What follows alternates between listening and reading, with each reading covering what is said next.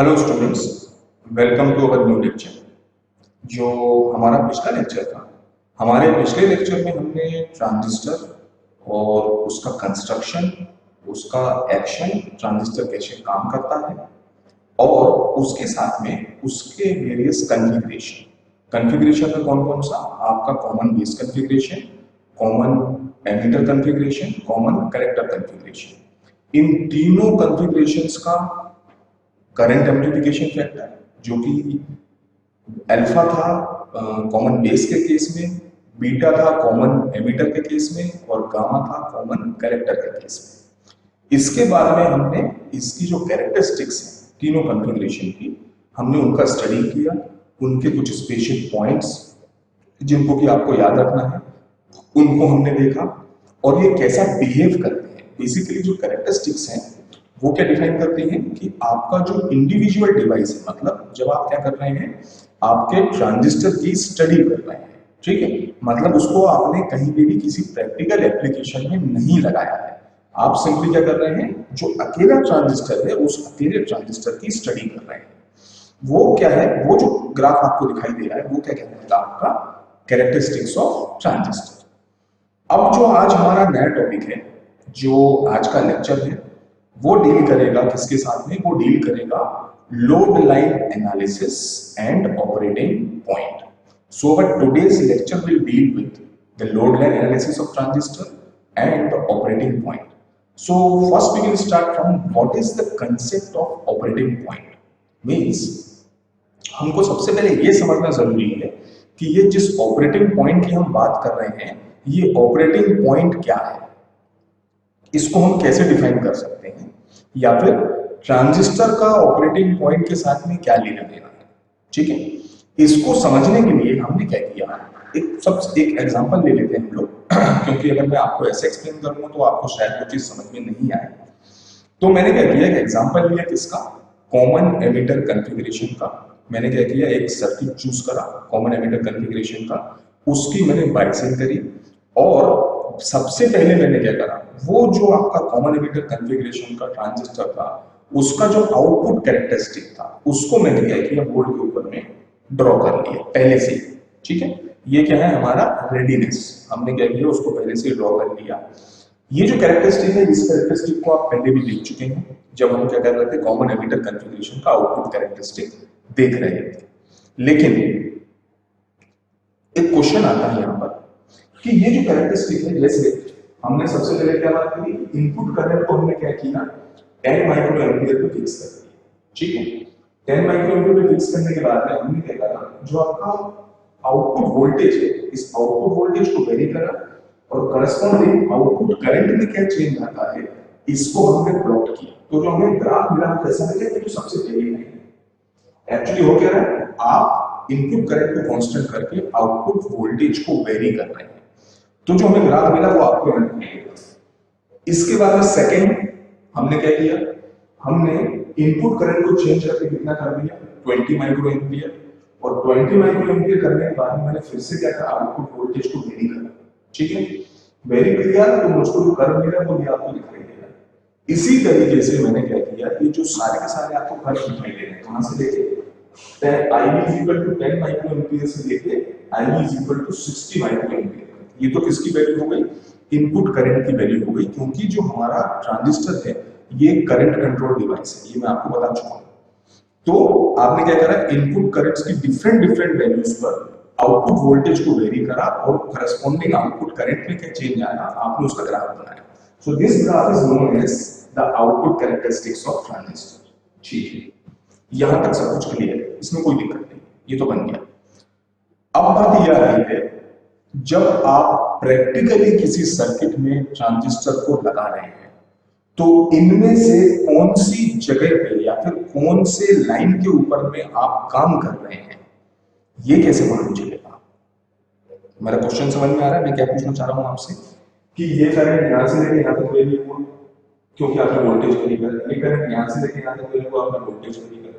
तो इसका मतलब ये जो कर्व है, ये कर्व कैसे है, ये सारे के सारे डायनामिक कर्व है।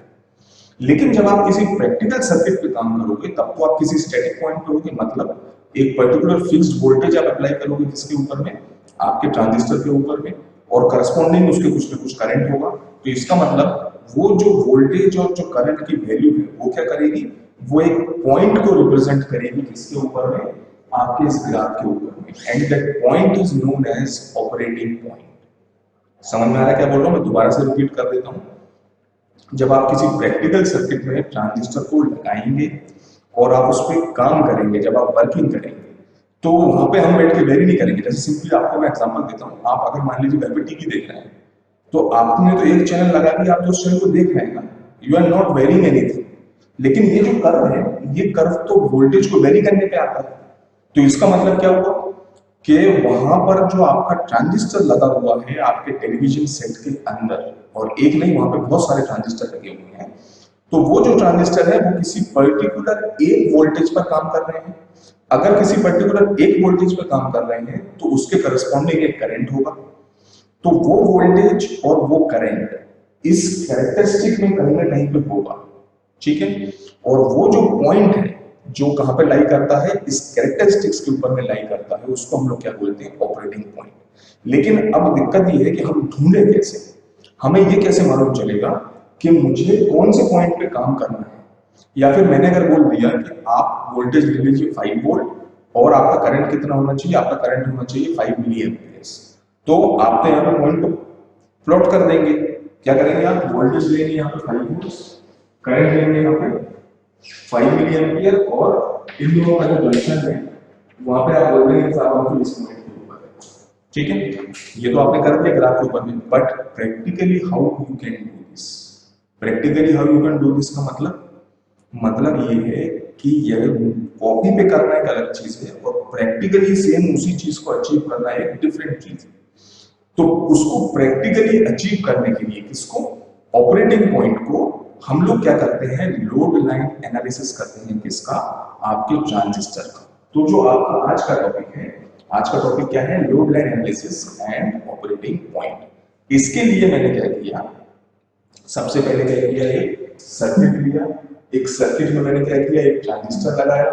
जो आपका ट्रांजिस्टर आप देख सकते हैं कि कौन से कॉन्फ़िगरेशन में है, ये कॉमन एमीटर कॉन्फ़िगरेशन है, क्योंकि जो आपका एमीटर है ये इनपुट और आउटपुट दोनों के बीच में क्या है, कॉमन है। अब जो आपने पुराने सर्किट देखे हैं और आज जो ये सर्किट आपको बोर्ड पे दिखाई दे रहा है, इन दोनों के बीच में एक बेसिक डिफरेंस है।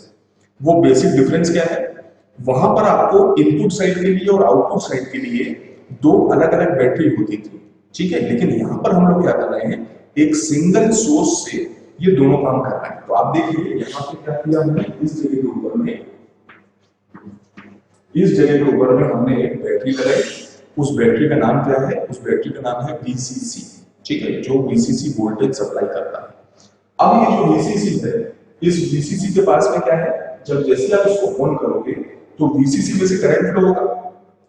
जो करंट है, करंट को फ्लो होने के लिए दो पाथ मिलेंगे। कौन कौन से पाथ, उसको एक पाथ मिलेगा ये, और दूसरा कौन सा पाथ है, ये जो आपको दिखाई दे रहा है, जो IC दिखाई दे रहा है। ये दोनों के दोनों करंट क्या होंगे, ये वाला करंट कलेक्टर टर्मिनल से कहां पर आएगा, ट्रांजिस्टर के अंदर, और ये वाला करंट कहां से आएगा, बेस टर्मिनल से आएगा।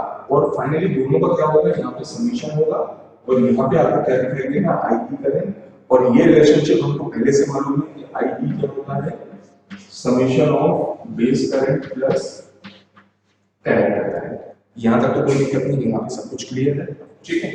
अब हम लोग क्या करेंगे, थोड़ा सा हम लोग एनालिसिस करते हैं, ठीक है। कैसे एनालिसिस करते हैं, ये जो आपको कैरेक्टरिस्टिक दिखाई दे रही है, ये कैरेक्टरिस्टिक कौन सी कैरेक्टरिस्टिक्स है, ये आउटपुट कैरेक्टरिस्टिक्स है। आउटपुट कैरेक्टरिस्टिक्स में हमें इस इनपुट साइड से कोई मतलब नहीं है। कहने का मतलब सिंपल ये है, ये जो IB करंट है, इस IB करंट से हमें कोई मतलब नहीं है, ठीक है। तो हमें बेसिकली मतलब किससे है, हमें मतलब है इस IC करंट से। और IC करंट फ्लो होना स्टार्ट कहां से होता है, IC करंट फ्लो होना स्टार्ट होता है आपके बैटरी VCC से। VCC से चालू होता है इस जगह से, यहां से ट्रांजिस्टर के अंदर आता है, यहां से बाहर निकलता है और यहां चले जाता है आपके ग्राउंड टर्मिनल के ऊपर, ठीक है। ये क्या है, आपके IC करंट का पाथ, या फिर जो फ्लो ऑफ पाथ करंट है, कहां पर, आउटपुट साइड के ऊपर, ठीक है। तो इसको मैं क्या करता हूं, इसके ऊपर में मैं किरचॉफ्स वोल्टेज लॉ या फिर लूप इक्वेशन अप्लाई करता हूं। अगर आपने किरचॉफ्स वोल्टेज लॉ या फिर आपने लूप इक्वेशन नहीं पढ़ा है तो आपका जो नेटवर्क एनालिसिस का सिलेबस है उसके फर्स्ट यूनिट में ही आपको मिल जाएगा Kirchhoff's voltage law and Kirchhoff's current law. तो मैं क्या कर रहा हूँ, मैं आपको लॉ नहीं समझा रहा हूँ, मैं क्या कर रहा हूँ, लॉ का डायरेक्ट एप्लीकेशन कर रहा हूँ कहाँ पे, मेरे सर्किट के ऊपर।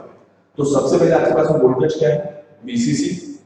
तो वीसीसी इज इक्वल टू, इस जगह पे वोल्टेज क्या है, आईसीआरसी, आईसीआरसी प्लस यहाँ पर क्या है, ये जो ट्रांजिस्टर है, ये जो सेक्शन है, इतना सेक्शन, इस सेक्शन में भी कुछ ना कुछ पोटेंशियल ड्रॉप हो रहा है।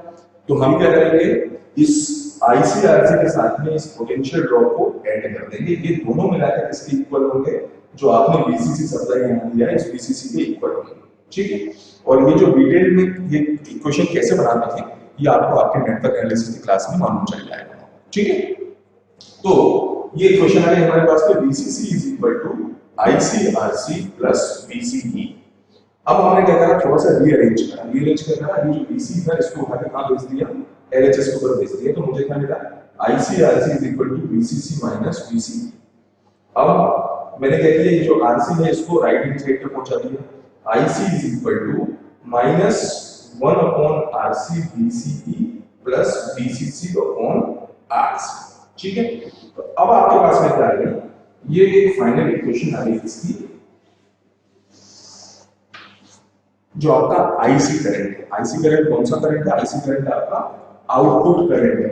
ठीक है, क्योंकि ये आउटपुट कैरेक्टरिस्टिक था तो हम किसकी बात कर रहे हैं, आउटपुट करंट की बात कर रहे हैं। ठीक, इस इक्वेशन को क्या मैं एक स्ट्रेट लाइन की इक्वेशन से कंपेयर कर सकता हूं? आप देखिए इस इक्वेशन को अच्छे से। स्ट्रेट लाइन की इक्वेशन क्या होती है, स्ट्रेट लाइन की इक्वेशन होती है y is equal to mx plus c। ठीक है, ये आपने आपके स्कूल टाइम पे मैथमेटिक्स में पढ़ा होगा कि स्ट्रेट लाइन की इक्वेशन क्या होती है। ठीक है, तो ये y क्या है, ये y है y एक्सिस पर कोऑर्डिनेट, x क्या है x एक्सिस पर कोऑर्डिनेट, m क्या है स्लोप ऑफ द लाइन, इस m को हम लोग क्या बोलते हैं, स्लोप। ठीक है, और ये c क्या है,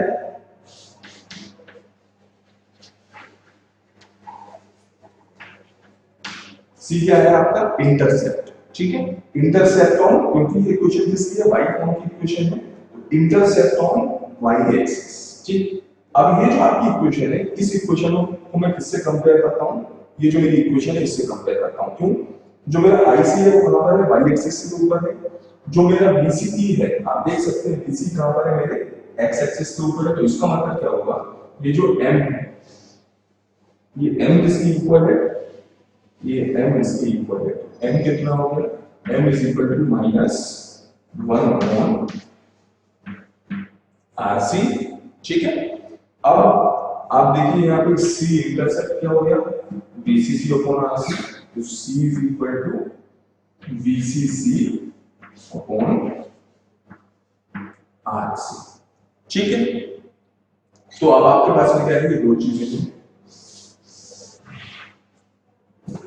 c इज इक्वल टू मतलब intercept is equal to VCC upon RC, m is equal to minus 1 upon RC.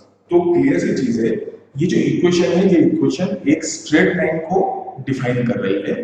तो अब हमें क्या करना है, वो स्ट्रेट लाइन को ड्रॉ करना है यहाँ पे, ये जो आपकी कैरेक्टरिस्टिक है इस कैरेक्टरिस्टिक के ऊपर। तो सबसे पहली चीज, स्ट्रेट लाइन को ड्रॉ करने के लिए आपको दो पॉइंट्स की जरूरत है, क्योंकि straight line is always formed by combining two points, to distinguish points. ठीक है, दो अलग अलग पॉइंट्स के बीच की आप क्या करते हैं, जब उनको जोड़ते हैं तो क्या फॉर्म होता है, आपका एक स्ट्रेट लाइन फॉर्म होता है।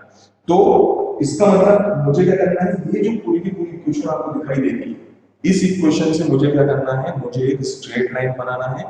और वो स्ट्रेट लाइन कहां बनाना है, ये जो मेरा कैरेक्टरिस्टिक है इस कैरेक्टरिस्टिक के ऊपर। ठीक, तो सबसे पहली चीज मैं क्या करता हूं, ये जो आपका इक्वेशन है इस इक्वेशन में आईसी की वैल्यू को 0 पुट कर देता हूं। ठीक है, मैं क्या करता हूं, इस इक्वेशन में मैंने क्या किया, IC is equal to 0 put कर दिया। तो जब आप IC इक्वल टू 0 पुट करेंगे तो आप इस इक्वेशन में देखेंगे आपको वैल्यू क्या मिलेगी, VCE is equal to VCC। सबसे पहला पॉइंट मेरा आपको IC is equal to 0 actually क्या है, IC इज इक्वल टू 0 का मतलब है x एक्सिस, क्योंकि इस एक्सिस पे हमेशा IC की वैल्यू क्या रहेगी, 0 रहेगी। तो इस एक्सिस पे VC की वैल्यू क्या है, VCC। तो मैंने क्या किया, एक पॉइंट ले लिया, इस पॉइंट का नाम क्या है, इस पॉइंट का नाम है VCC। मैं थोड़ा सा इसको क्लियर कर देता हूं तो आपको अच्छे से दिखाई देगा।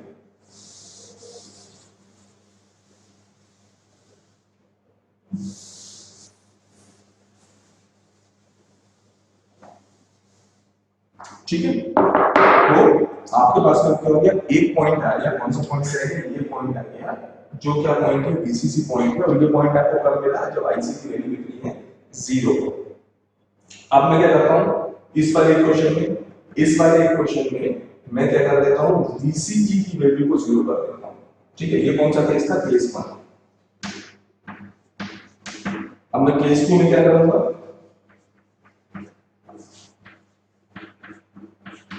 केस 2 में मैंने VC की वैल्यू को क्या कर दिया, 0 कर दिया। जब मैं VC की वैल्यू को 0 करता हूं तो मुझे क्या मिलता है, equation IC is equal to,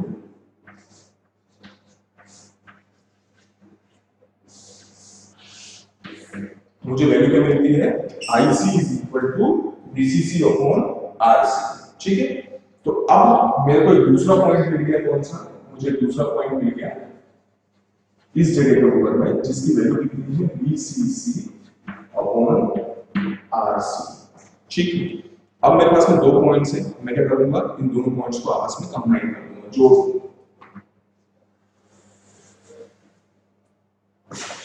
ठीक है, मेरे पास में कौन से पॉइंट्स हैं, दो पॉइंट्स हैं। एक पहला पॉइंट कौन सा है, VCC अपॉन RC, और दूसरा पॉइंट कौन सा है मेरे पास में, अकेला VCC। इन दोनों पॉइंट्स को मैंने जोड़ दिया। अब इनको जोड़ने के बाद में ये जो लाइन है, ये लाइन कहलाती है आपकी लोड लाइन ऑफ ट्रांजिस्टर। ठीक है, और ये जो आपको दूसरी हॉरिजॉन्टल लाइंस दिखाई दे रही है, ये लाइंस क्या है, ये लाइंस है आपके कैरेक्टरिस्टिक्स लाइंस ऑफ ट्रांजिस्टर। तो जहां जहां पर इन दोनों का इंटरसेक्शन हुआ है, कहां पर हुआ है, एक इस पॉइंट पे हुआ है, एक इस पॉइंट पे हुआ है, एक इस पॉइंट पे हुआ है, यहाँ पे हुआ है, यहाँ पे हुआ है, यहाँ पे हुआ है। ये जो सारे के सारे पॉइंट हैं, इन सारे पॉइंट्स को हम लोग क्या बोलते हैं, इनको हम लोग बोलते हैं ऑपरेटिंग पॉइंट्स। ये जो आपको दिखाई दे रहा है, ये जो पॉइंट्स हैं, इन पॉइंट्स को हम लोग क्या बोलते हैं, ऑपरेटिंग पॉइंट्स या फिर क्यू पॉइंट।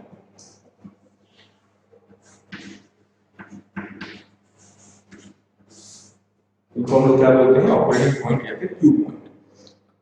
अब समझिए मैं क्या करने की कोशिश कर रहा हूं। सबसे पहले आपने कैरेक्टरिस्टिक देखी, उसके बाद हमने लोड लाइन ड्रॉ करी उस कैरेक्टरिस्टिक के ऊपर में। अब हमें लोड लाइन और कैरेक्टरिस्टिक का जहां जहां पे क्या हो रहा था, इंटरसेक्शन हो रहा था, वहां वहां पर मुझे क्या मिल गया, एक एक क्यू पॉइंट मिल गया।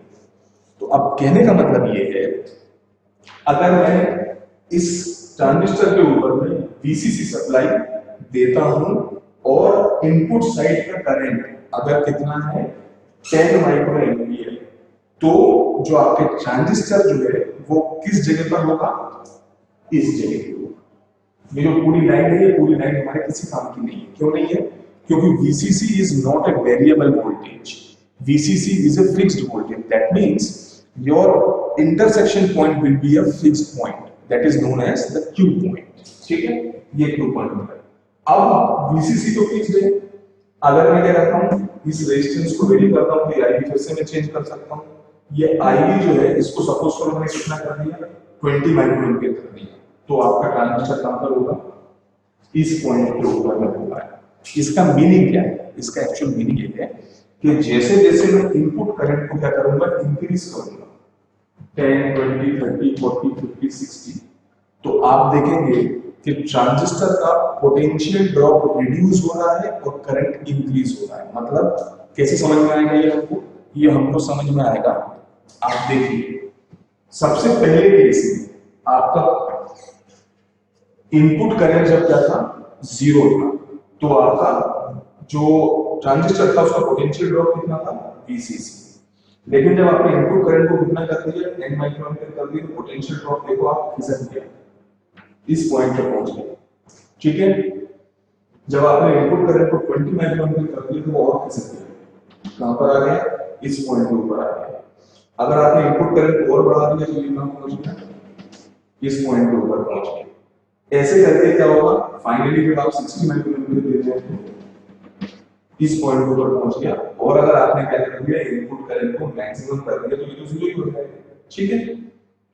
दूसरी चीज, जब ये वोल्टेज यहां शिफ्ट हो रहा है इस डायरेक्शन में, इस डायरेक्शन में, तो आप करंट को देखिए, पहले बार में करंट कहां था, यहां था।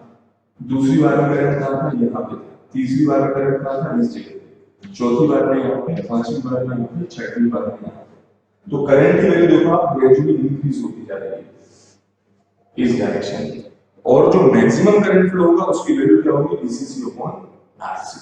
मतलब ये वो कंडीशन है, लेकिन एक्चुअली क्या है, ये कंडीशन कैसी है, आइडियल कंडीशन। क्यों? क्योंकि ट्रांजिस्टर में कुछ ना कुछ पोटेंशियल ड्रॉप तो होगा।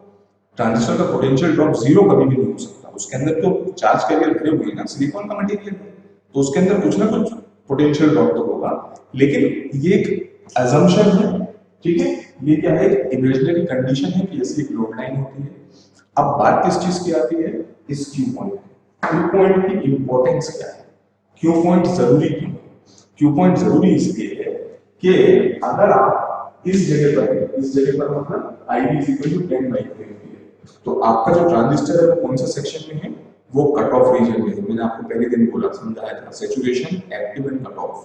तो यहाँ पे आपका ट्रांजिस्टर किस जगह पर है, यहाँ पे आपका ट्रांजिस्टर किस में आ गया, कट ऑफ। अगर आपका ट्रांजिस्टर कहां पर है, इस 60 के ऊपर है, तो इसका मतलब वो इस जगह पर काम कर रहा है। और ये जो जगह है कैसी जगह है, सैचुरेशन, मतलब हैवी करंट फ्लो हो रहा है। तो अगर हमें क्या करना है, एम्प्लीफिकेशन करना है, जो मैंने आपको पहले दिन समझाया था। तो इसका मतलब हमें इन दोनों सेक्शन के बीच में रहना है। इन दोनों सेक्शन के बीच की जगह कौन सी है,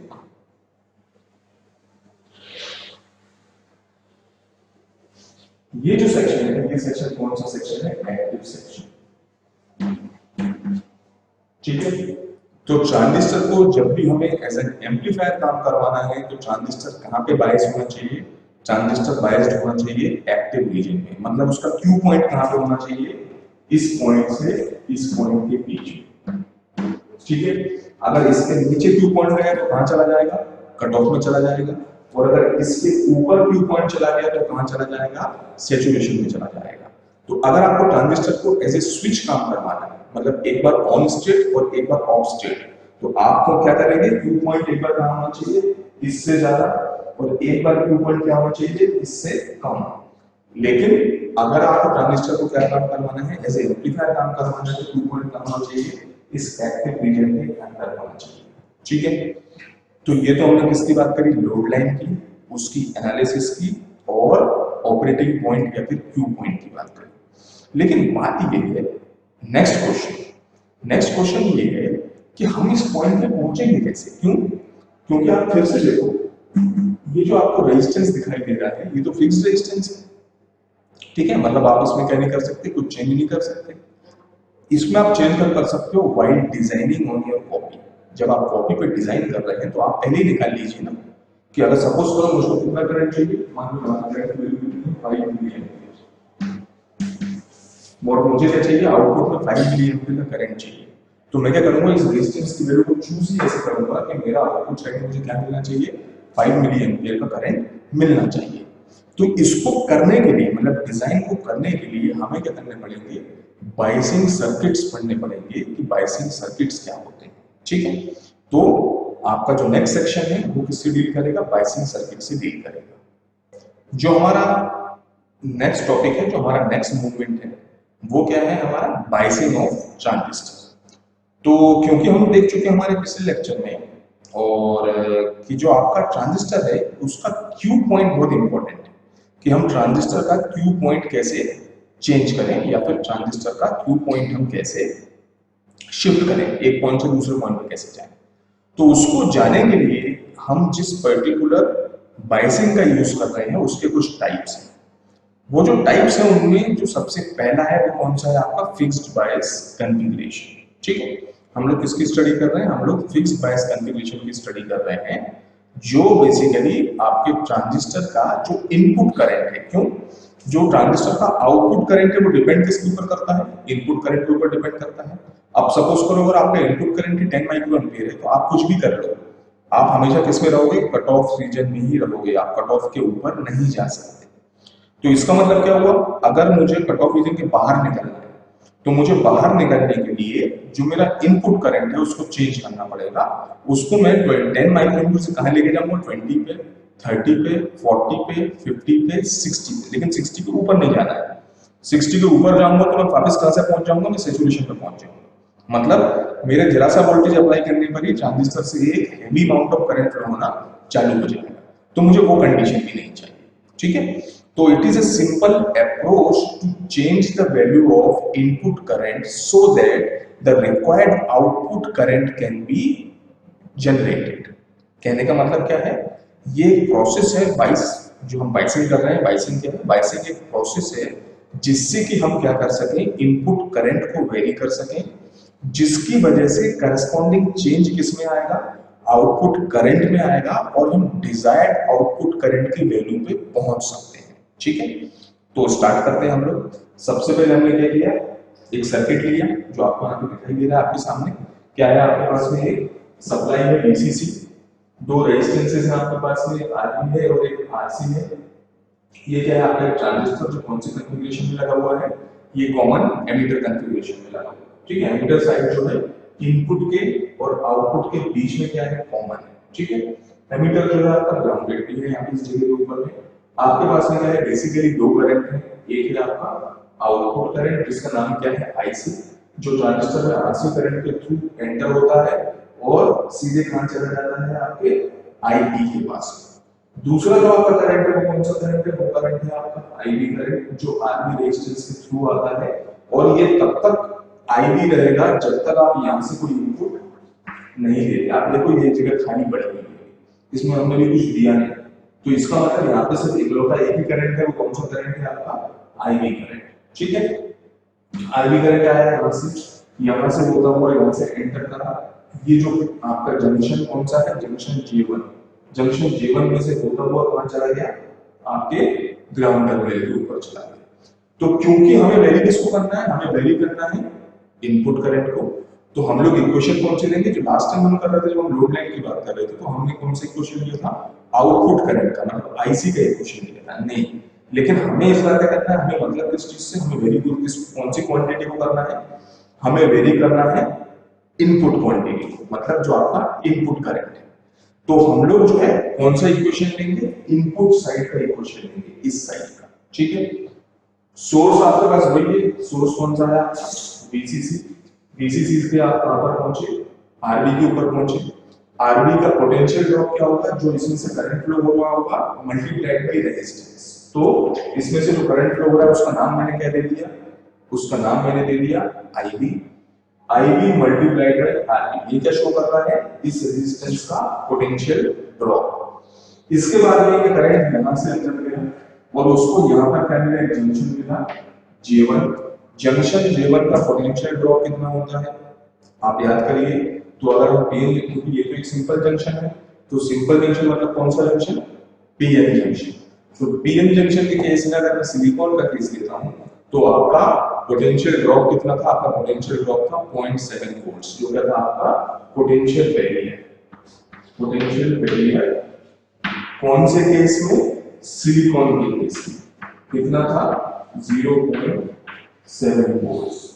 तो उसकी वैल्यू को मैंने एक नाम दे दिया, क्योंकि ये कौन सा जंक्शन है, बेस एमिटर जंक्शन है, तो मैंने उसका नाम क्या दे दिया, VBE।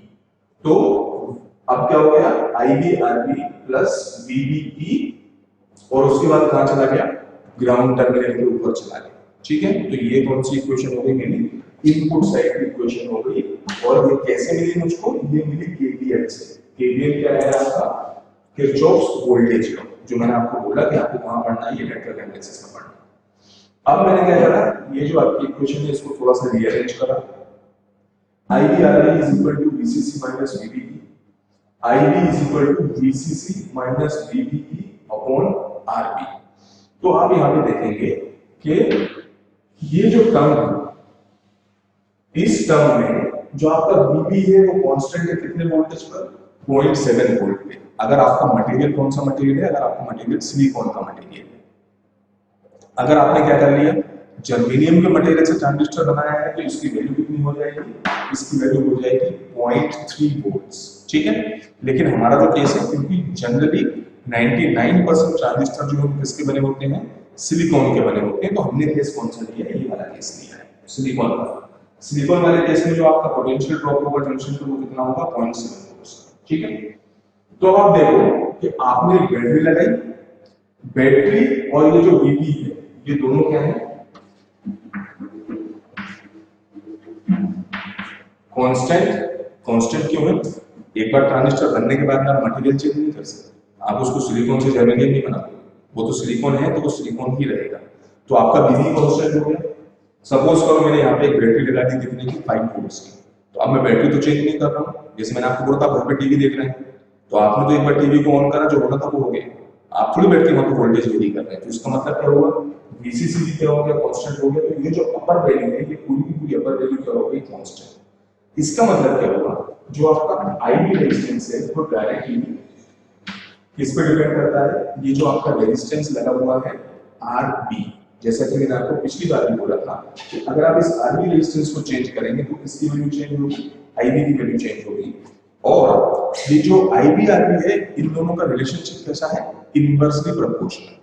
आरबी बड़ा होगा तो आईबी छोटा होगा, आरबी छोटा होगा तो आरबी आईबी बड़ा होगा, ठीक है, इनवर्सली प्रोपोर्शनल रिलेशनशिप है। लेकिन एक सिंगल क्यू पॉइंट के लिए, एक सिंगल क्यू पॉइंट के लिए, जैसे मान लो मुझको इसकी आईबी की वैल्यू कितनी चाहिए, सपोज करो मैं एग्जांपल लेता हूं 20 माइक्रोएम्पियर, तो उसके लिए भी आरबी कांस्टेंट होगा, क्योंकि ये 20 किसी एक वैल्यू पे जा सकता है, ये बहुत सारी वैल्यूज पे तो 20 नहीं आ सकता, 20 किस पे आएगा, किसी एक वैल्यू पर आएगा। तो इसका मतलब क्या हुआ, for a fixed Q point, for a fixed Q point, VCC, VBE, RB and IB, these all are constant। तो आपके एक फिक्स्ड क्यू पॉइंट के लिए वीसीसी, वीबीई, आईबी और आरबी ये सारे के सारे क्या है, कांस्टेंट है। क्योंकि ये सारे के सारे कांस्टेंट है या फिर इनकी वैल्यू क्या है, फिक्स्ड है, इसीलिए ये जो कॉन्फ़िगरेशन है, इस कॉन्फ़िगरेशन का नाम क्या है, फिक्स्ड बायस कॉन्फ़िगरेशन। इस कॉन्फ़िगरेशन का नाम क्या है, फिक्स्ड बायस कॉन्फ़िगरेशन। क्योंकि किसी पर्टिकुलर क्यू पॉइंट के लिए आपका supply voltage, potential drop eight junction, input current IB and input resistance RB all are constant. That's why this configuration is known as fixed bias configuration. So students, अभी हम लोगों ने fixed bias configuration पढ़ा। तो fixed bias configuration में अगर सब कुछ परफेक्ट है तो इसका मतलब ये है कि हमें किसी नए कॉन्फ़िगरेशन की जरूरत नहीं है। लेकिन there is a problem in fixed bias configuration. अब वो प्रॉब्लम क्या है, प्रॉब्लम ये है कि जो वैल्यू है किसकी, बीटा की। बीटा क्या है आपका, करंट एम्प्लीफिकेशन फैक्टर किसका, कॉमन एमिटर कॉन्फ़िगरेशन में अगर आपका ट्रांजिस्टर लगा हुआ है उसका जो करंट एम्प्लीफिकेशन फैक्टर है उसको हम लोग किससे डिनोट करते हैं, उसको हम लोग डिनोट करते हैं बीटा से। ये जो बीटा होता है ये बीटा टेम्परेचर डिपेंडेंट होता है, मतलब इसकी वैल्यू टेम्परेचर के साथ में चेंज होती है। तो अब बात ये है कि या तो आप ट्रांजिस्टर को किस पे फिक्स कर दीजिए, फिक्स्ड टेम्परेचर पे रख दीजिए, जो हमारे लिए पॉसिबल नहीं है। क्यों नहीं है, उसका रीजन ये है, जब ट्रांजिस्टर को, जब जैसा आपका डिवाइस अभी बंद है तब तो कोई दिक्कत नहीं, लेकिन आपने क्या किया, डिवाइस को ऑन किया। जब आप डिवाइस को ऑन करेंगे तो उसमें से करंट फ्लो होगा, उसमें जब करंट फ्लो होगा तो ऐसा तो हो नहीं सकता कि जो करंट फ्लो हो रहा है वो बिना किसी पोटेंशियल ड्रॉप के फ्लो हो जाए, नहीं। जैसे अगर मैं सिलिकॉन का ही केस लेता हूँ पीएन जंक्शन का, तो वहां पे पोटेंशियल ड्रॉप कितने का हो रहा है, 0.7 वोल्ट्स का। तो इसका मतलब आप उसको जो भी सप्लाई देते हो उसमें से 0.7 वोल्ट्स को खुद अपने पास रख लेता है या फिर खुद उतनी एनर्जी क्या करता है, रिलीज करता है। कितने की? 0.7 वोल्ट्स की। तो जब वो एनर्जी रिलीज करेगा तो इट्स ऑब्वियस कि वो क्या होगा, उसका टेम्परेचर चेंज होगा, उसका टेम्परेचर बढ़ेगा। अब अगर उसका टेम्परेचर बढ़ेगा तो टेम्परेचर बढ़ने के साथ में क्या होगा, बीटा की वैल्यू चेंज होगी, बीटा की वैल्यू बढ़ जाएगी। बीटा की वैल्यू बढ़ने से क्या होगा, बीटा की वैल्यू बढ़ने से आपका आईसी करंट जो है उसकी वैल्यू बढ़ जाएगी। क्योंकि आप याद करो बीटा का relationship, beta is equal to beta, IC is equal to beta IB. जो आपका इनपुट करंट है मल्टीप्लाइड बाई बीटा करने से आपको क्या मिलता है, आउटपुट करंट मिलता है। अब आपकी बीटा की वैल्यू चेंज हो गई, आपकी बीटा की वैल्यू इंक्रीज हो गई, तो इसका मतलब क्या हुआ, ऑटोमेटिकली आईसी की वैल्यू इंक्रीज हुई। तो आईसी की वैल्यू इंक्रीज हुई तो वो क्या करेगा, और ज्यादा करंट फ्लो करना चालू करेगा आपके ट्रांजिस्टर में से। आपके ट्रांजिस्टर में से और ज्यादा करंट फ्लो होगा तो उसका टेम्परेचर और बढ़ेगा, उसका टेम्परेचर और बढ़ेगा तो बीटा की वैल्यू और बढ़ेगी, बीटा की वैल्यू और बढ़ेगी तो आपका आईसी की वैल्यू और बढ़ेगी, आईसी की वैल्यू बढ़ी इसका मतलब और ज्यादा करंट फ्लो होने लगा। ये प्रोसेस कंटिन्यूअसली चलती रहेगी जब तक कि आपका ट्रांजिस्टर क्या नहीं हो जाता, बर्न नहीं हो जाता, मतलब उसमें इतना टेम्परेचर नहीं हो जाए कि वो क्या हो जाए, जल जाए। ठीक है, तो ये जो कंडीशन है, जिस कंडीशन में आपका ट्रांजिस्टर वर्किंग करते करते क्या हो जाए, जल जाए, धीरे धीरे गर्म होके, इस कंडीशन को हम लोग क्या बोलते हैं, थर्मल रन अवे। क्या बोलते हैं?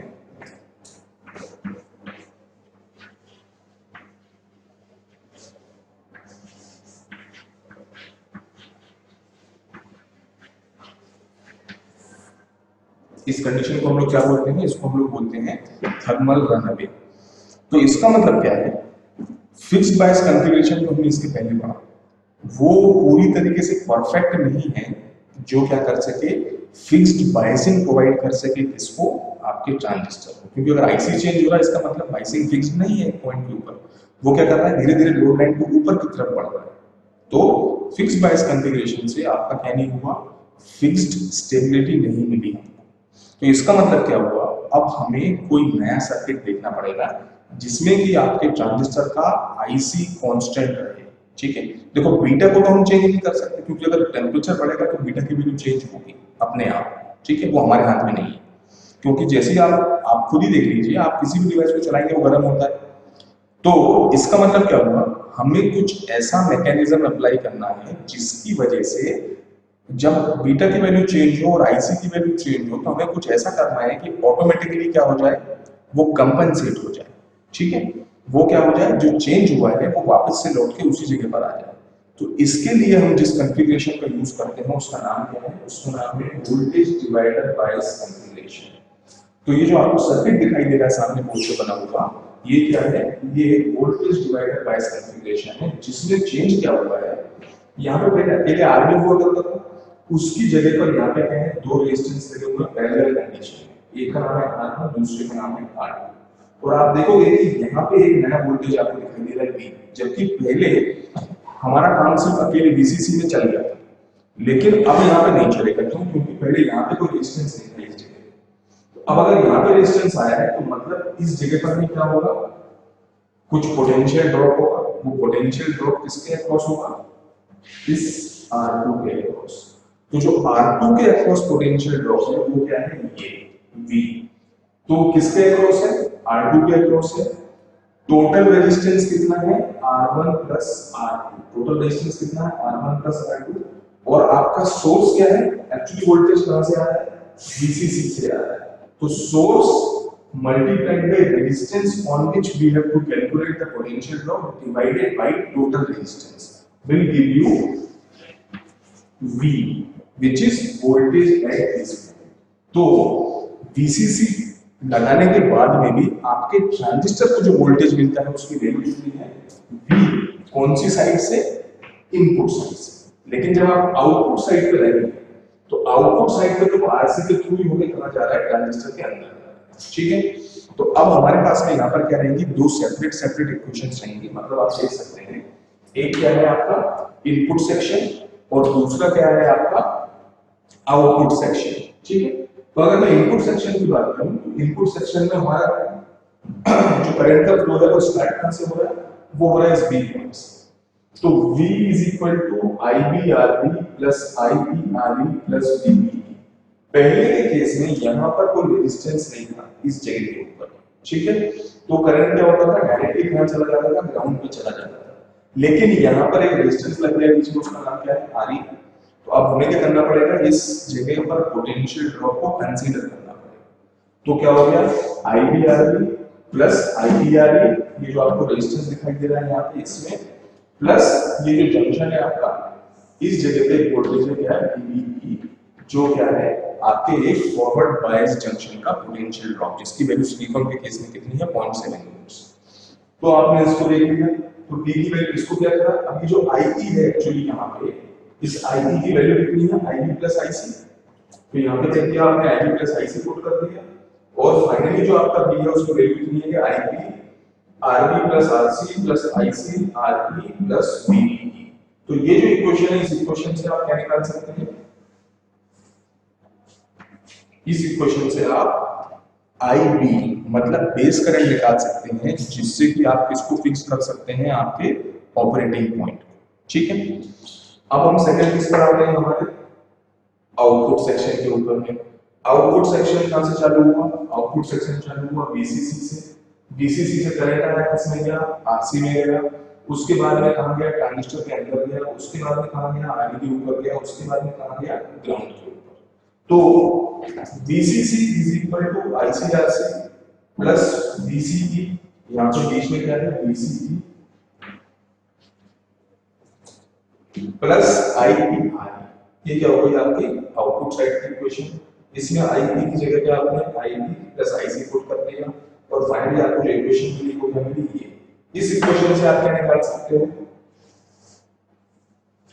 इस इक्वेशन से आप IC की वैल्यू मतलब जो आपका आउटपुट करंट है, इस आउटपुट करंट की वैल्यू को कैलकुलेट कर सकते हो। तो अब आपने क्या देख लिया, अब आपने ये देख लिया कि जो आपका वोल्टेज डिवाइडर बायस कॉन्फ़िगरेशन है, इस वोल्टेज डिवाइडर बायस कॉन्फ़िगरेशन में हमने क्या निकाल लिया, IB निकाल लिया और IC निकाल लिया। मतलब जो आपकी बाइसिंग की प्रॉब्लम थी, आपकी बाइसिंग की प्रॉब्लम तो वहीं खत्म हो गई, ठीक है, बाइसिंग में कोई दिक्कत नहीं है। अब हमें समझना क्या है, अब हमें सिर्फ समझना ये है कि ये इस थर्मल रन को कैसे प्रोटेक्ट कर रहा है। जो आपका फिक्स बायस कॉन्फ़िगरेशन था वो थर्मल रन को प्रोटेक्ट नहीं करता था, लेकिन ये क्या कर रहा है, थर्मल रन को प्रोटेक्ट कर रहा है। तो ये थर्मल रन को कैसे प्रोटेक्ट कर रहा है वो हम देख लेते हैं। मैंने क्या बोला था कि करंट फ्लो होने की वजह से टेम्परेचर चेंज होगा, टेम्परेचर चेंज होने की वजह से बीटा चेंज होगा, बीटा अगर चेंज होगा तो करस्पॉन्डिंग कौन चेंज होगा, IC चेंज होगा, मतलब IC की वैल्यू क्या हो जाएगी, इंक्रीज हो जाएगी। तो मुझे क्या करना है, मुझे कुछ ऐसा मैकेनिज्म चाहिए जिसकी वजह से जो IC की इंक्रीमेंटेड वैल्यू है वो वापस से कहां पहुंच जाए, उसकी ओरिजिनल वैल्यू पे पहुंच जाए। तो होगा क्या, जब ये IC चेंज होगा तो ऑटोमेटिकली क्या चेंज होगा, IP चेंज होगा। अच्छा, पहले के केस में क्या प्रॉब्लम थी, फिक्स बायस कॉन्फ़िगरेशन में ये RE रेजिस्टेंस नहीं लगा हुआ था। आप खोल के दोबारा देख लीजिए अपनी कॉपीज में कि वहां पर आपके केस में RE रेजिस्टेंस नहीं लगा हुआ था, जिसकी वजह से यहाँ पर कोई पोटेंशियल ड्रॉप नहीं था, वो सीधे कहाँ जाता था, ग्राउंड में जाता था। लेकिन यहाँ पे कौन लगा हुआ है बीच में, RE लगा हुआ। तो अगर IC बढ़ा मतलब IC में क्या हुआ, इंक्रीमेंट हुआ, तो करस्पॉन्डिंग इंक्रीमेंट किसमें होगा, करस्पॉन्डिंग इंक्रीमेंट IE में भी होगा। अगर ये IE में इंक्रीमेंट हुआ तो ऑटोमेटिकली ये जो VB है इसकी वैल्यू क्या होगी, बढ़ जाएगी, क्योंकि आप देखो ये जो इसका जो पोटेंशियल ड्रॉप है वो किस जगह पर है, इस जगह पर है। तो अगर ये करंट की वैल्यू बढ़ती है तो वो क्या करेगा, इस VB की वैल्यू को चेंज कर देगा। VB वैल्यू की पहले वैल्यू कितनी थी, 0.7 वोल्ट्स, लेकिन अगर मान लो वो IE करंट चेंज हुआ तो VB अपने आप 0.7 से कहां पहुंचा, 0.8 पे पहुंचा। अगर VB कहां पहुंचा, 0.8 पे पहुंचा, तो ये जो आपकी इक्वेशन है, इस इक्वेशन में आपको दिखाई दे रहा है यहाँ पे लिखा हुआ है VBE, जो पहले क्या था, पहले के केस में मतलब फिक्स बायस कॉन्फ़िगरेशन में फिक्स था, लेकिन यहाँ पे फिक्स नहीं है। क्यों नहीं है, क्योंकि अगर मेरा IE चेंज हुआ यहाँ से, वो क्या करेगा, इस VB को चेंज कर देगा। अगर ये VB चेंज हुआ तो VB अगर चेंज हुआ मतलब VB क्या हो गया, बढ़ गया, VB बढ़ गया। तो ये जो आई बी है ये क्या हो जाएगा, डिक्रीज हो जाएगा। अगर आई बी डिक्रीज हुआ इसका मतलब क्या हुआ, जो आपका आईसी है इस आईसी की वैल्यू में क्या आएगा, डिक्रीमेंट। ठीक है, तो ये कैसा है, एक पूरा का पूरा सर्कल है, एक से दूसरी चीजें जुड़ी हुई है। मैं आप चाहो तो एक बार आपको फिर से बता देता हूँ। सबसे पहले क्या हुआ, टेम्परेचर इंक्रीज हुआ, टेम्परेचर इंक्रीज होने की वजह से बीटा चेंज हुआ ट्रांजिस्टर का। बीटा अगर चेंज हुआ तो वो क्या करेगा, आईसी को बढ़ाएगा। आईसी अगर चेंज हुआ तो वो क्या करेगा, आईई को चेंज कर देगा। आईई अगर चेंज हुआ तो इसको इंक्रीज कर देगा, वीबी को इंक्रीज कर देगा। वीबी इंक्रीज होगा तो वो क्या करेगा, ये जो आईबी है ना इस आईबी को डिक्रीज कर देगा। अगर आईबी डिक्रीज हुआ तो आईसी ऑटोमेटिकली जो पहले बढ़ रहा था वो वापस क्या होने लगेगा, कम होने लगेगा। ठीक है, तो जो आईसी में शुरू में इंक्रीमेंट हुआ था किसकी वजह से, टेम्परेचर की वजह से, उसको किसने कंपनसेट कर दिया, आईबी ने कंपनसेट कर दिया। आईबी ने उसको वापस खींच के कहां पहुंचा दिया, उसी क्यू पॉइंट के ऊपर पहुंचा दिया। ठीक है, तो ये जो कॉन्फ़िगरेशन है, इसीलिए इस कॉन्फ़िगरेशन को सेल्फ बायस या फिर एमीटर बायस कॉन्फ़िगरेशन के नाम से भी जानते हैं। मतलब वोल्टेज डिवाइडर बायस तो उसका नाम है, लेकिन इसको सेल्फ बायस या फिर एमीटर बायस कॉन्फ़िगरेशन भी बोलते हैं, क्योंकि यहाँ पे एमीटर की भी क्या होती है, बायसिंग होती है, और ये टेम्परेचर चेंज होने पर खुद ही एडजस्ट कर लेता है अपने आप को, इसीलिए इसको क्या बोलते हैं, सेल्फ बायसिंग। ठीक है, तो बेसिकली ये दो ही टेक्निक्स हैं जिनके थ्रू आप क्या करते हो, आपके ट्रांजिस्टर को बायसिंग प्रोवाइड करते हो। पहला आपका फिक्स बायस कॉन्फ़िगरेशन, जो कि प्रैक्टिकली अब यूज नहीं होता, किसकी वजह से, बायसिंग पॉइंट की अनस्टेबिलिटी की वजह से। दूसरा केस किसका है, दूसरा केस है आपका voltage divider bias configuration. Practically हम लोग इसी को यूज करते हैं सर्किट्स में। इसको हम लोग सेल्फ बायस और फिक्स्ड बायस, एमीटर बायस के नाम से भी जानते हैं।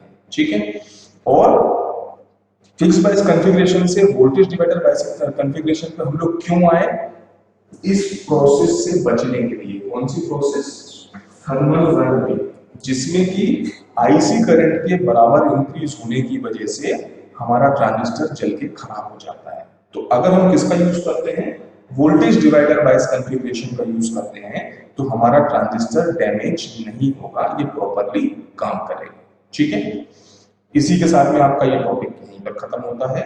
योर डाउट्स आर वेलकम, आप लोग पूछिए। ठीक है, थैंक यू।